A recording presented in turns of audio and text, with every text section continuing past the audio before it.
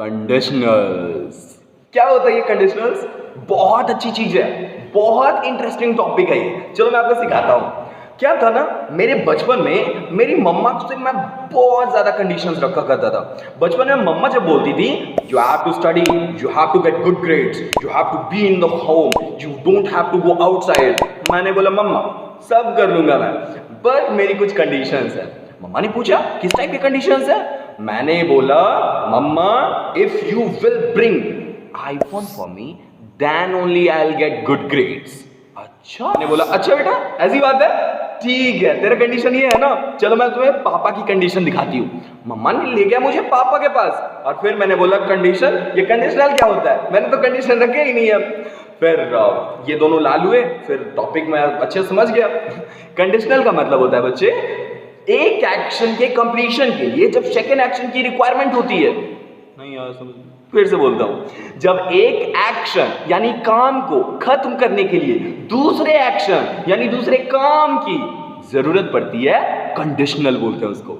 अब देखो कंडीशनल क्या होता है, एक for completion of an action the second action is required, they are known as conditionals. इसकी एक अच्छी सी एग्जांपल देता हूं।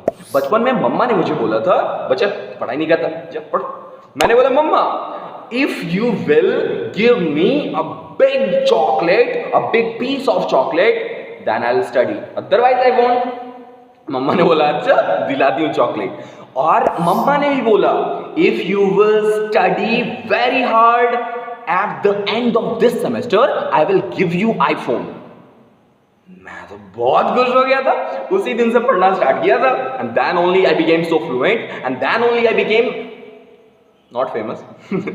ठीक है, तो ये हमारा कंडीशनल था। कंडीशनल का मतलब होता है for completion of an action second action is required. बोलो मेरे साथ please, for completion of an action second action is required, they are known as conditionals.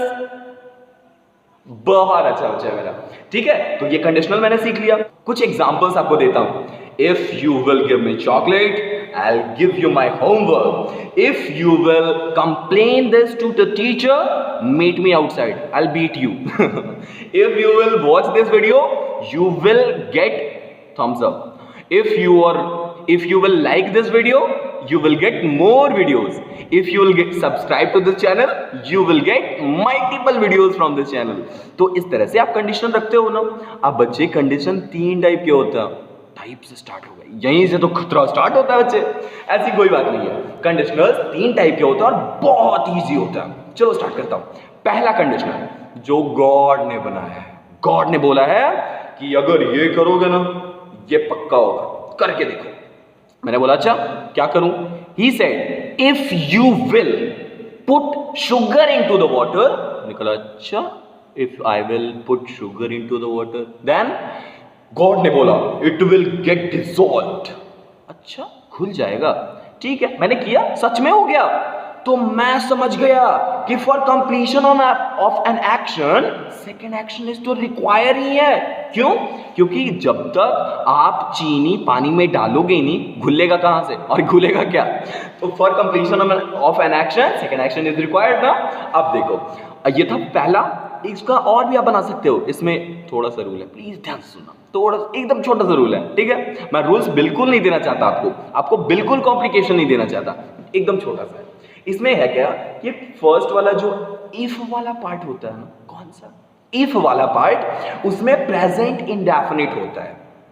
If वाले पार्ट में प्रेजेंट इंडेफिनिट होता है। कॉम्प्लिकेटेड है? बिल्कुल नहीं। अब भी एग्जांपल दूंगा, सब ठिशके और फिनिश हो जाएगा। ये हो गया इफ वाला पार्ट, प्रेजेंट इंडेफिनिट होता है। उसके साथ ही जो क्लॉज लगा होता है ना, अब ये क्लॉज क्या है सर? कोई बात नहीं, that's easy.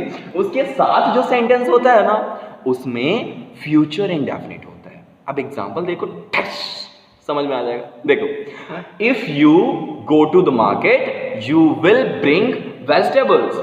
If you give chocolate to me I will give you my homework. If you watch my video, I will give you lots of love. If you help your mother in her work, she will give you chocolates. कितना easy था ना? Easy होगा क्यों नहीं? It is being taught by me ना। Next one. तो ये आपका पहला कंडीशनल है बच्चे। पहला कंडीशनल तो एकदम सिंपल था ना। सेकंड कंडीशनल भी कुछ इसी टाइप का है। सेकंड कंडीशनल बोलता है कि सुनो, पता है आजकल मैं बहुत सोच रहा हूं। मैंने कहा अच्छा सोच रहे हो, क्या सोचते हो? तो बोलता है कि मैं पता नहीं हाइपोथेटिकल सिचुएशन में चला जाता हूं। मैंने बोला हाइपो क्या बोला? उसने बोला मैं हाइपोथेटिकल सिचुएशन में चला जाता हूं। मैंने कहा ये हाइपो क्या है? उसने बोला हाइपोथेटिकल सिचुएशन का मतलब होता है ख्यालों की दुनिया। बचपन में फेरी टेल्स हम सुनते थे ना अपने ग्रैंड माँ से, अपने ग्रैंड पा से, वो हमें सुनाते थे किस तरह से खतरनाक चुड़ैल आती थी, है ना। तो हम लोग भी इमेजिन करते थे कि how would it look like of being a चुड़ैल और व्हाटएवर, ओके। तो इस तरह से आप हाइपोथेटिकल सिचुएशन में आप इमेजिन करते हो कि अगर आप ये होते ना तो आप ये कर सकते थे, वो कर सकते थे, वो भी कर सकते थे। तो ये आपका हाइपोथेटिकल सिचुएशन है। सेकंड कंडीशनल हाइपोथेटिकल सिचुएशन से होता है और इसके एग्जांपल्स ये सिंपल है। चलो स्टार्ट करता हूं, लेकिन इसके लिए एक छोटा वाला रूल है, ध्यान से सुनना। नहीं सुनोगे? प्लीज सुन लो ना, एकदम छोटा सा है। इसमें जो इफ वाला पार्ट होता है ना, उसमें वर का यूज होता है, WERE, वर। इसे वेयर कई लोग बोलते हैं। Make sure not to pronounce it like where. वो वर बधू वर होता है ना, हस्बैंड वाला, वही वाला, ठीक है। तो ये हो गया आपका फर्स्ट पार्ट। इफ वाला जो पार्ट है उसमें वर लगाते हैं और फिर सिचुएशन सोचते हैं क्या हो सकता था। और जो सेकंड पार्ट है ना उसमें वुड। कितना सिंपल है, वर वुड, ठीक है, खत्म। देखो, if I were a YouTuber, if I were a YouTuber, actually जब मैं ये बोल रहा हूं ना तो मैं हाइपोथेटिकल सिचुएशन में सोच रहा हूं यूट्यूबर होता तो। फिर मैं बताता हूं, I would make videos if I were the god. Were का यूज हमने कब किया? जब हमें सिचुएशन के बारे में सोचना था। तो if I were the God I would make COVID-20 19 नहीं, ठीक है। If I were Thanos I would destroy, I would save the world, not destroy. If I were the Tim Cook, I would have several iPhones. If I were a teacher, I would teach. कितना ज्यादा simple है। अब please 2 second के लिए रुक जाओ और इससे कुछ सिचुएशन अपने माइंड में सोचो। अगर ये करोगे ना तो ही याद होगा। बच्चे, पढ़ने से 10% याद होता है, सुनने से 30% याद होता है। पढ़ने और सुनने दोनों एक साथ करने से सिर्फ 50% याद होता है। और अगर उसे वीडियो बनाकर देखो तो 70% याद होता है। 90% तब याद होता है जब आप उसे करते हो। आपको ये करना पड़ेगा। प्लीज कुछ सेकंड के लिए वीडियो रोक लो और उसके बाद सोचो, if I were then I would do क्या। आई विश आपने कर लिया होगा। अब इसके बाद थर्ड भी है क्या? बहुत इजी है, थोड़ा सा मेरे साथ रहना है। थर्ड जो है ना वो भी हाइपोथेटिकल सिचुएशन ही होता है। कंडीशनल का थर्ड जो पार्ट होता है वो भी हाइपोथेटिकल होता है, लेकिन उसके बारे में बताते हैं। किसके? बोर्ड नहीं भाई, वो तो सिर्फ शो ऑफ के लिए रखा है। तो वो बताता है पास्ट के बारे में। पास्ट में जो आप सोचते हो ना, अगर ये होता उस टाइम पे ना तो मैं कर सकता था, क्या हो गया यार। इसी सिचुएशन को एक्सप्रेस करने के लिए आप यूज करते हो थर्ड वर्जन की। अब वो कुछ ऐसा होता है, इसमें यूज करते हैं हम हैड। नहीं याद होगा क्या? एकदम छोटा सा हैड और वुड हैव। हैड इफ वाले में, वुड हैव सेकंड सेंटेंस में। सेकंड सेंटेंस ऐसे होता नहीं है, वो उसे क्लॉज बोलना, ठीक है। मैं सिर्फ एक्सप्लेनेशन के लिए बोल रहा हूं। क्यों? क्लॉज वगैरह पढ़ाया नहीं है ना, पढ़ाऊंगा। तो ये आपका हो गया ये। अब आप थर्ड वाले में बोलते हो, फर्स्ट वाले में हैड लगाओगे और सेकंड वाले में वुड हैव। तो मैं बोलता हूं, if I had 1 billion rupees I would have purchased a car. अगर मेरे पास उस टाइम पे 1 बिलियन होता ना तो मैं तो कार खरीद चुका होता। अभी नहीं, पास्ट में बच्चे। अब पास्ट में किसी चीज को आप अगर सोच रहे हो, हाइपोथेटिकल सिचुएशन में उसे क्रिएट कर रहे हो, तो आप तो कुछ भी बोल सकते हो। चलो आप बोलकर दिखाओ। आप सोचो कि if I had several friends then I would have given them chocolates.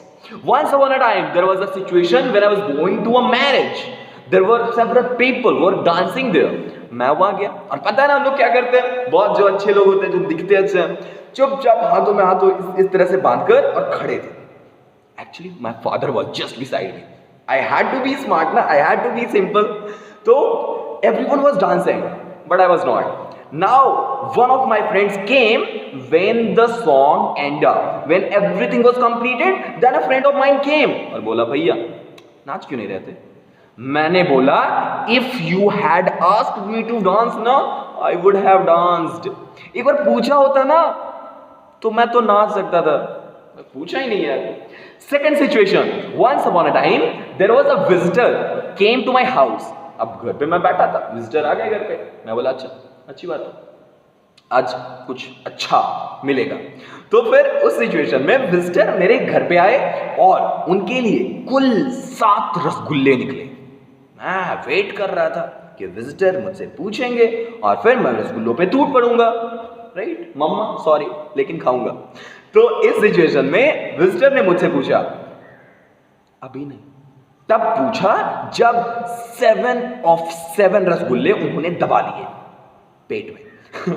उसके बाद मुझसे पूछा उन्होंने, a prince why didn't you take this, कुछ लेते क्यों नहीं. मैंने बोला कुछ लेते क्यों नहीं. If you had asked me to eat I would have eaten. मैंने बोला if you had asked me to eat I would have eaten but you didn't ask. तो समझ गया ना, 2 सिचुएशन मैंने आपको दिए और दोनों में मैंने प्रैक्टिकली इसको यूज किया. बिल्कुल ग्रामर को इसी तरह सीखना बच्चे, कभी भी इसको रिलेट करना लाइफ से, तुरंत चीजें समझ में आ जाएंगी. लेकिन अगर रूल्स और एक्सेप्शंस और वो यूजेस ये सब पे जाओगे ना, चीजें समझ में नहीं आएंगी, बोर हो जाओगे. इंग्लिश दुनिया की सबसे बेस्ट लैंग्वेज है और सबसे अच्छी सब्जेक्ट भी. इसको अच्छा करने के लिए विजन स्पोकन इंग्लिश हमेशा आपके लिए काम कर रहा है. प्लीज सब्सक्राइब कीजिए अगर आपको ये चीजें समझ में आई हो तो. अगर आपको लगता है कि आप चीजों को समझ चुके हो, प्लीज कुछ कमेंट्स करके दो. राइट एग्जांपल्स मुझे चाहिए, फर्स्ट सेकंड थर्ड का एक सिंपल सा. ठीक है, मैंने रूल्स यहां पे चिपका दिया ना, टक चिपक गया ना. अब इन रूल्स को आप फॉलो करो प्लीज और इससे सेंटेंसेस बना के मुझे दिखाओ. अगर सेंटेंसेस सही होंगे तो फिर मैं और ग्रामर पे वीडियोस बनाऊंगा और आपके लिए. ठीक है, अपना बिल्कुल ख्याल रखना. अगले वीडियो में फिर आपसे मिलता हूं ग्रामर के कोई बहुत इंटरेस्टिंग टॉपिक के साथ. Have a very good day. जाने का मन नहीं कर